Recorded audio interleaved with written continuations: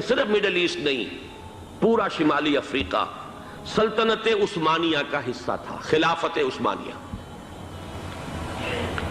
Libya, الجزائر، مصر، پورا حجاز، یمن، پورا عراق، شام، اور یہ شام ہی کے حصے ہیں در حقیقت، اردن اور لبنان، یہ سب، یہ شام عرب، عراق عرب، یہ پورا علاقہ خلافت عثمانیہ یہ اس کا حصہ تھا۔ پہلی جنگ عظیم میں انگریزوں نے عربوں کو بغاوت پر آمادہ کیا، غداری پر آمادہ کیا، انہوں نے خلافت عثمانیہ کے خلاف بغاوت کی، بیج بوئے ان کے دلوں کے اندر نفرت کے، ابھارا انہیں کہ تم ترکوں کے غلام کیوں ہو، تمہیں خود حاکم ہونا چاہیے، تم کھڑے ہو جاؤ، ہم مدد کریں گے، تم بغاوت کرو، تم ان ترکوں کے خلاف ہماری مدد کرو، ہم تمہیں آزاد کر دیں گے، تم اپنے پاؤں پر خود کھڑے ہو جانا۔ یہ بہت ہی ہمارے لیے دردناک المیہ ہے اس پہلی جنگ عظیم کا۔ کرنل لارنس جیسا شخص، برطانوی استعمار، اور اس کے نتیجے میں عربوں نے بغاوت کی۔ اور اس قدر دردناک بات آپ کو بتا رہا ہوں، میں پہلی مرتبہ جب سن 62 میں حج کے لیے گیا مدینہ منورہ میں، ابھی وہ ریل کے انجن کھڑے ہوئے تھے۔ یہ ترکی کے زمانے میں، سلطنت عثمانیہ کے زمانے میں بغداد سے مدینے تک ریلوے لائن تھی۔ یہ پورا ایک عالم سلطنت عثمانیہ، صرف سلطنت نہیں، خلافت عثمانیہ، پوری ٹرینیں جو ہے ترکوں کی اڑائی گئی، ہزاروں ترکوں کو شہید کیا گیا، یہاں تک کہ صحن حرم میں شہید کیے گئے سینکڑوں ترک۔ یہ جرم تھوڑے نہیں ہے، معمولی نہیں ہے۔ آج جس کی سزا مل رہی ہے، معلوم ہونا چاہیے کہ وہ جرائم کون کون سے تھے۔ اب بھی جو لوگ گئے ہیں انہوں نے دیکھا ہوگا، ترکی کا قلعہ موجود ہے اوپر پہاڑی کے اوپر، حرم کا جو سب سے بڑا دروازہ ہے باب ملک عبدالعزیز، اس کے سامنے ایک لائبریری ہوتی تھی، اب تو غالباً وہ بھی گرا دی گئی ہے، اس کے پیچھے پہاڑی پر ترکوں کا قلعہ ہے پرانا، اس پر توپیں موجود تھیں۔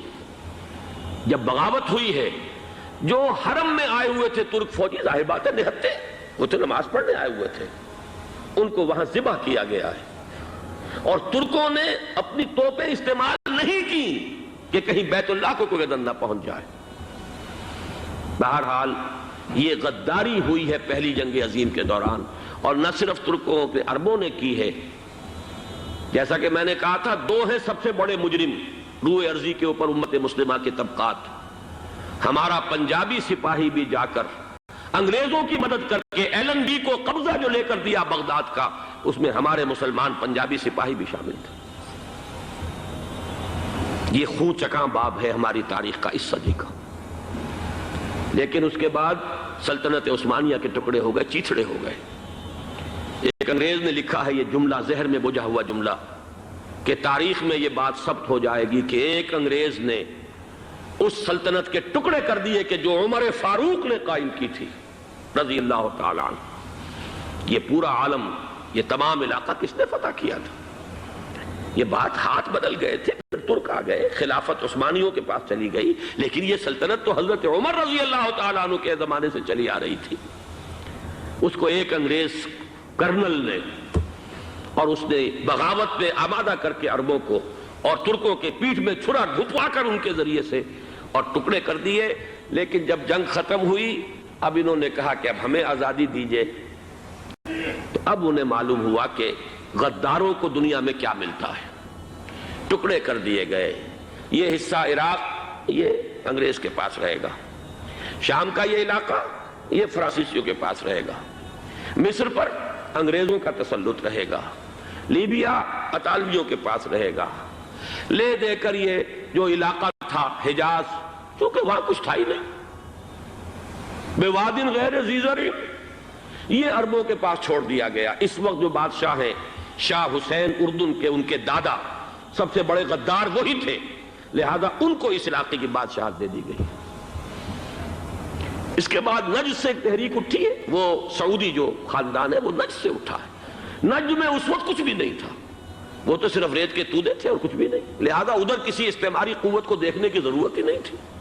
وہ تو بعد میں تیل برآمد ہوا اور اس کی حیثیت ہو گئی، اور یہ امارات کا علاقہ جو ہے اس کی دنیا میں اب گویا کہ یوں سمجھیے کہ جو سب سے زیادہ اہم علاقے ہو سکتے ہیں روئے ارضی کے نقشے پر، ان میں سے ایک وہ ہو گیا، لیکن یہ اس وقت کی بات میں کر رہا ہوں، کوئی حیثیت نہیں تھی، لہذا اس کو چھوڑ دیا گیا۔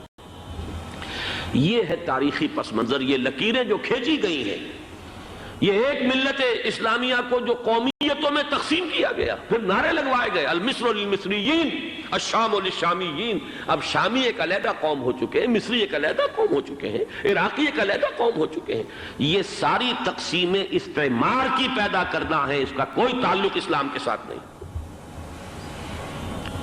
اب ضرورت تو اس بات کی تھی کہ استعمار کے پنجے جب یہاں سے کچھ ہٹے، دوسری جنگ عظیم کے بعد ایک دور آیا، امریکہ ابھرا ہے دنیا کی عالمی سطح پر سیاست میں، اس کے ہاں کچھ آزادی کے تصورات تھے، اس نے بھی سپورٹ کیا۔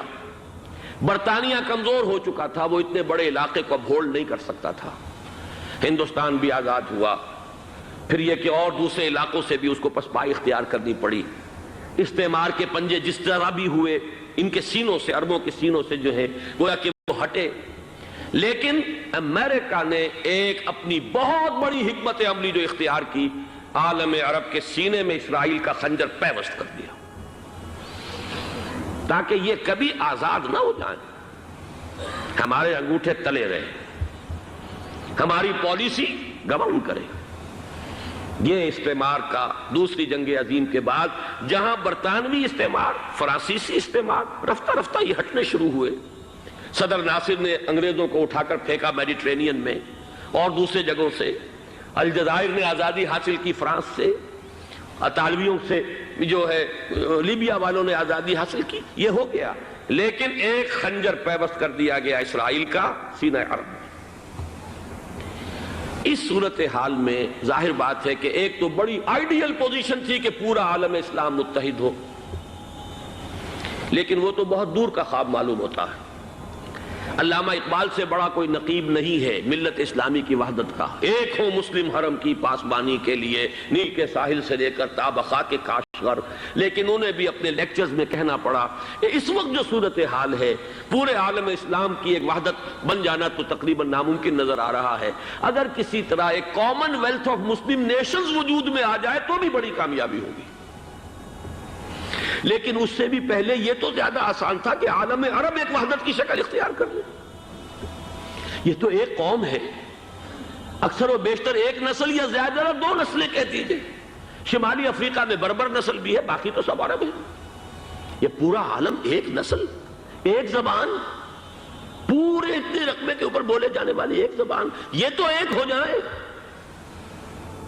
افسوس یہ ہے کہ اس کا ایک ہو جانا، ایک شخصیت ابھری تھی جو مذہبی مزاج کی شخصیت تھی، جو دینی مزاج کی حامل شخصیت تھی، اگر اس کی قیادت میں عالم عرب متحد ہو جاتا تو واقعتاً ایک بہت بڑا جو ہے مرحلہ وہ طے ہو جاتا پوری عالمی ملت اسلامیہ کی ایک وحدت اختیار کرنے کا۔ وہ شخصیت تھی شاہ فیصل شہید کی، اور اس لفظ کے ساتھ ہی آپ کے ذہن میں آ گیا ہوگا کیوں انہیں شہید کر دیا گیا، کس نے کیا کرایا، کہاں سے تعلیم حاصل کر کے آیا تھا وہ جس نے شہید کیا شاہ فیصل شہید کو، اس کی گردن پر کون سوار تھی، وہ یہودی لڑکی کے جس کے فوٹو بھی شائع ہوئے، ایک گردن پر اٹھائے کھڑا ہوا شہزادہ اپنی ایک یہودی دوست کو، لڑکی کو، اور وہی ہے کہ جس نے جا کر پستول سے شہید کیا ہے۔ جان میں اچھی طرح جان لیجئے، جیسے بارہا میں نے عرض کیا ہے کہ حضرت عمر کو شہید کرنے والا کہنے کو ابو لولو فیروز تھا، لیکن اس کے پیچھے پورا ایرانی نسل پرستی کا جو پورا پس منظر ہے، اسے تو ہر شخص جس کی ذرا بھی نگاہ جو ہے جو صرف منظر کو نہ دیکھ رہی ہو، پس منظر کو بھی دیکھنے والی ہو، وہ تو جان لے گی کہ ابو لولو فیروز ایک فرد کا نام نہیں تھا، وہ ایران کا انتقام تھا عالم عرب سے۔ بالکل اسی طریقے سے یہ امریکی استعمار کا ہتھ کنڈا تھا، اسے محسوس ہوا۔ شاہ فیصل مذہبی مزاج کا شخص یہ ابھر رہا ہے، اور یہ شاہ فیصل کی حکمت عملی کا ذرا آپ اندازہ کیجئے۔ لاہور میں سمٹ کانفرنس ہوئی، اس میں وہ آئے، سب سے ٹاورنگ پرسنالٹی پورے اس وقت عالم اسلام کے اندر شاہ فیصل کی تھی، اور وہ گویا کہ ایک بہت ہی جس کو کہا جائے کہ ایک بہت ایلڈرلی، ایک بزرگانہ ایک شخصیت جو ہے، اور انہوں نے اپنے دولت کے دروازے، عرب میں وہ مشہور تھے کہ نہایت خسیس اور بخیل انسان ہے، اس لیے کہ وہاں وہ خرچ کرتے تھے حساب کتاب کے ساتھ، لیکن ان کے خزانے کھلے ہوئے تھے عالم اسلام کے لیے، ادھر بھی مدد ہے، ادھر بھی مدد ہے، ادھر بھی کام ہو رہا ہے، ادھر بھی کام ہو رہا ہے۔ پھر انہوں نے تیل کا ہتھیار استعمال کر کے ایک دفعہ امریکہ کو دن میں تارے دکھا دیے تھے، لہذا ان کا ہٹایا جانا سین سے یہ امریکی استعمار کے لیے لازم تھا۔